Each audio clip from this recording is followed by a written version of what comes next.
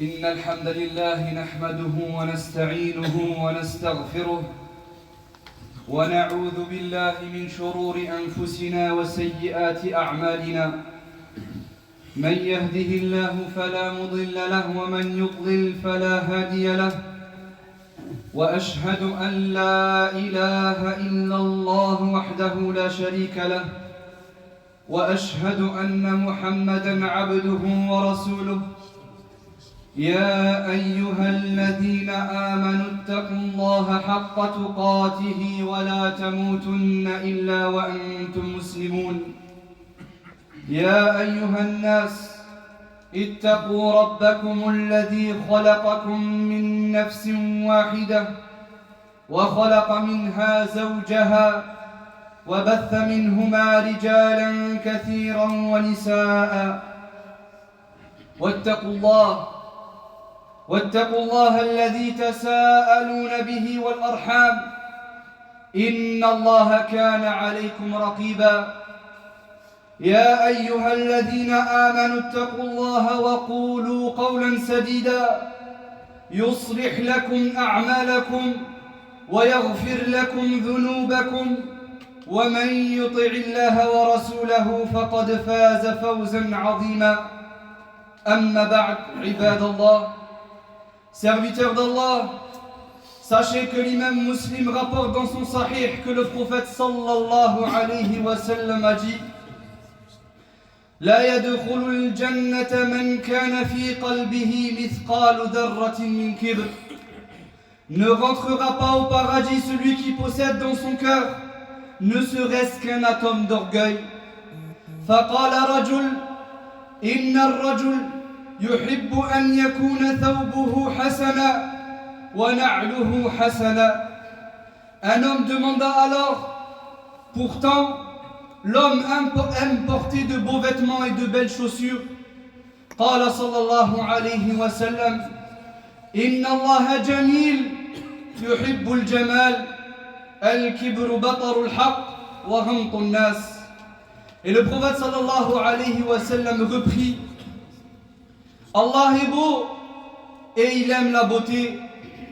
L'orgueil est le fait de rejeter la vérité et de mépriser les gens. Nous tirons donc de ce hadith que parmi les noms d'Allah subhanahu wa ta'ala al-Jamil, le très beau, nom par lequel nous affirmons à Allah subhanahu wa ta'ala l'attribut de la beauté al-Jamal, nous affirmons, serviteurs d'Allah, qu'Allah subhanahu wa ta'ala est al-Jamil, le très beau. Allah subhanahu wa ta'ala est beau, il est le plus beau. Allah subhanahu wa ta'ala jalla jalaluh, Allah subhanahu wa ta'ala est beau de par son essence. Tous ses noms sont beaux, ses actions sont belles, et il est al-Jamil jalla jalaluh subhanahu wa ta'ala. Ibn al-Qayyim rahimahullah a dit: quant à la beauté d'Allah subhanahu wa ta'ala, elle est de 4 degrés. La beauté de son essence, la beauté de ses attributs, la beauté de ses actions et la beauté de ses noms. Tous ses noms sont beaux, tous ses attributs sont beaux, toutes ses actions sont sagesse, justice et clémence. Quant à la beauté de son essence, la beauté d'Allah subhanahu wa ta'ala, nul ne connaît la réalité de sa beauté si ce n'est lui subhanahu wa ta'ala. Ibn al-Qayyim rahimahullah a dit ensuite: quant à nous, nous avons des définitions qu'Allah subhanahu wa ta'ala nous a données afin que ses serviteurs apprennent à le connaître subhanahu wa ta'ala. Ibn al-Qayyim rahimahullah dit ensuite: la beauté d'Allah subhanahu wa ta'ala, mahjoubun bihijab, a été voilée d'un voile. En effet, il n'y a pas plus beau qu'Allah subhanahu wa ta'ala. En effet, nul ne mérite d'être aimé véritablement pour ce qu'il est en dehors d'Allah subhanahu wa ta'ala. Nul ne mérite d'être élogé véritablement pour ce qu'il est si ce n'est Allah subhanahu wa ta'ala. Nul ne mérite d'être invoqué, nul ne mérite d'être adoré en dehors d'Allah subhanahu wa ta'ala. Allah subhanahu wa ta'ala est beau. Allah subhanahu wa ta'ala est beau et il donne et accorde la subsistance. Allah subhanahu wa ta'ala est beau. Combien d'égarés a-t-il guidé? Allah subhanahu wa ta'ala est beau. Il pardonne à celui qui le désobéit. Allah subhanahu wa ta'ala est beau.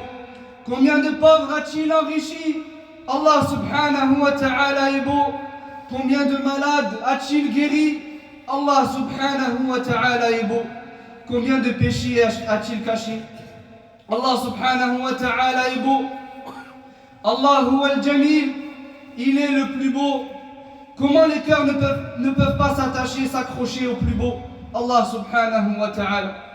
Ibn al-Qayyim rahimahullah dit de ce hadith, nous tirons deux fondements. Le premier fondement est une connaissance, ma'rifa, qui renvoie à la partie du hadith Inna Allah jamil, Allah est beau. Quant au deuxième fondement, c'est Yuhibbul Jamal, et il aime la beauté. Allah subhanahu wa ta'ala se décrit à ses serviteurs, ceux qui cherchent à le connaître, ceux qui cherchent à savoir qui il est, à avancer vers lui, ceux qui désirent Allah subhanahu wa ta'ala, qu'ils sachent que leur Seigneur, leur Créateur subhanahu wa ta'ala, parmi ses noms est Al-Jamil, le très beau. Comme Allah subhanahu wa ta'ala est beau, il est le très beau, le plus beau, il veut te voir beau, beauté intérieure et extérieure. Allah veut que tu enjolives ta langue avec sidq, par la véracité. Certaines personnes comprennent le hadith que de façon extérieure. Il faut avoir un beau vêtement, parfumé et être bien coiffé. Mes frères, c'est limiter la compréhension du hadith. Il dit Ibn al-Qayyim rahimahullah, la beauté intérieure et la beauté extérieure. Il dit Allah subhanahu wa ta'ala aime que tu embellisses, que tu enjolives ta langue avec la véracité, as-sidq. Purifie donc ta langue de cette saleté qui est le mensonge. Purifie ton cœur de cette saleté qui est l'association à shirk et de l'ostentation. Et Allah subhanahu wa ta'ala aime que tu embellisses tes membres par l'obéissance et que tu enjolives et embellisses ton corps par les bienfaits qu'Allah subhanahu wa ta'ala t'a accordés. Allah t'a donné ton rizq, ta subsistance. Allah t'a donné ton argent. Allah t'a octroyé ta subsistance. Alors elle doit se voir sur ton corps. Tu dois être propre, tu dois être beau, tu dois sentir bon. Et Allah subhanahu wa ta'ala est beau et il aime la beauté. Ibn al-Qayyim rahimahullah continue en disant Allah veut te voir beau fi libasihi. Dans tes vêtements, tu dois porter de beaux vêtements, propres et parfumés. Wa tathhirihi min al-anjas, des vêtements purifiés de toute impureté. Allah subhanahu wa ta'ala est beau et il aime la beauté. Raison pour laquelle il a ordonné de se raser les parties intimes ainsi que les aisselles et la moustache. Et un très grand nombre de jeunes ne le font pas car ils ne le savent malheureusement pas. Ceci fait partie des principes de l'islam et de la beauté qu'Allah subhanahu wa ta'ala, le très beau, le plus beau, nous a ordonné. Wa taqlimul adhafir, et aussi le fait de se couper les ongles. Le musulman ne possède pas de longs ongles, ni sales. Non, ses ongles sont coupés, propres et ordonnés. Allah subhanahu wa ta'ala est beau et il aime la beauté. Allah veut te voir. Allah veut voir ta beauté sur toi. Allah subhanahu wa ta'ala t'a donné de l'argent. Il veut voir cela sur ton corps à l'extérieur. Tu dois être beau et être propre à l'extérieur et avoir de beaux vêtements, mon frère. Et la beauté intérieure, Allah subhanahu wa ta'ala veut voir aussi ta beauté intérieure. Bil ikhlas wal mahabba wat tawhid. Et il n'y a pas de plus belle parure, mes frères, que le monothéisme pur, l'unicité et la sincérité. Allah subhanahu wa ta'ala dit Ya bani Adam, قد أنزلنا عليكم لباسا يواري سوآتكم وريشا ولباس التقوى ذلك خير. Ô enfants d'Adam, nous avons fait descendre sur vous un vêtement pour cacher vos nudités, ainsi que des parures, mais le vêtement de la piété est bien meilleur. Ibn al-Qayyim rahimahullah dit, en effet, Allah a fait descendre sur ses serviteurs un vêtement, tujammilu dhawahirihim, pour enjoliver leur corps, et Allah a ordonné taqwa, la piété, qui est le vêtement du cœur. L'imam Ahmad rapporte dans son Musnad que le prophète sallallahu alayhi wa sallam a dit à propos de la beauté d'Allah subhanahu wa ta'ala حجابه النور, son voile est de lumière. ولو كشفه لأحرقت سبحات وجهه ما انتهى إليه بصره. Si le voile venait à tomber, la beauté du visage d'Allah brûlerait tout ce bas monde et tout ce qu'il contient. Allah subhanahu wa ta'ala est vraiment le Jamil, le plus beau, le très beau. Oh combien il est beau Allah subhanahu wa ta'ala. أقول هذا القول وأستغفر الله لي ولكم ولسائر المسلمين من كل ذنب فاستغفروه يغفر لكم إنه هو الغفور الرحيم.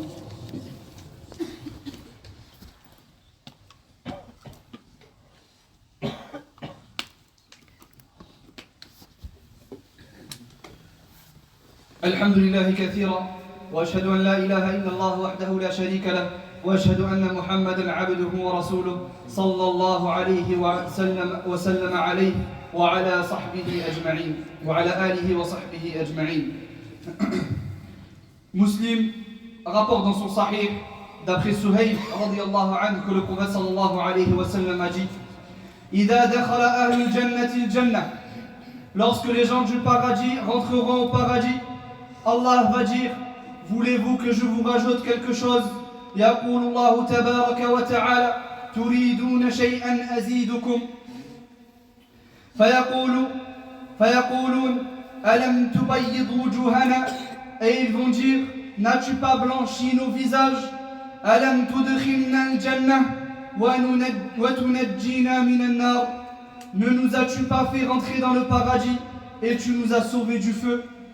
Il dit alayhi salatu wassalam à ce moment-là: فَيَكْشِفُ الْحِجَابِ, Allah ordonnera que le voile tombe et ses serviteurs verront la beauté de leur Seigneur.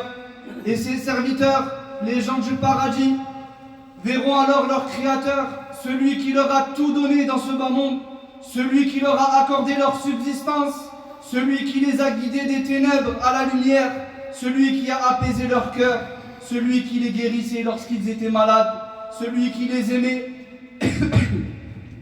Ils le verront, le voile tombera, فَيَكْشِفُ الْحِجَابِ, et il dit alayhi salatu wassalam ensuite: فَمَا أُعْطُوا شَيْئًا أَحَبَّ إِلَيْهِمْ مِنَ النَّظَرِ إِلَى رَبِّهِمْ عَزَّ وَجَلَّ. Et à ce moment-là, les gens du paradis, ils n'auront rien vu d'aussi beau, rien vu de plus beau que le plus beau, Al-Jamil, le majestueux.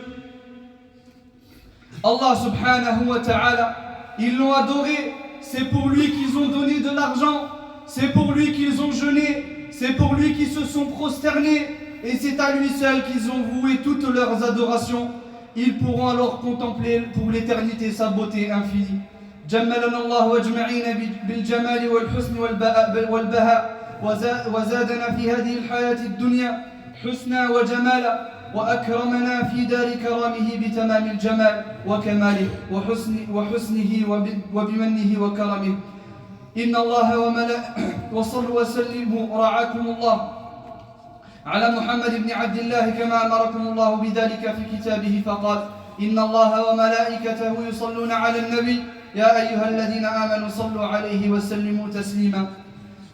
اللهم صل على محمد وعلى آل محمد كما صليت على إبراهيم وعلى آل إبراهيم إنك حميد مجيد. وبارك على محمد وعلى آل محمد كما باركت على إبراهيم وعلى آل إبراهيم إنك حميد مجيد. اللهم آت نفوسنا تقواها وزكها أنت خير من زكاها أنت وليها ومولاها. اللهم إنا نسألك الهدى والتقى والعفاف والغنى.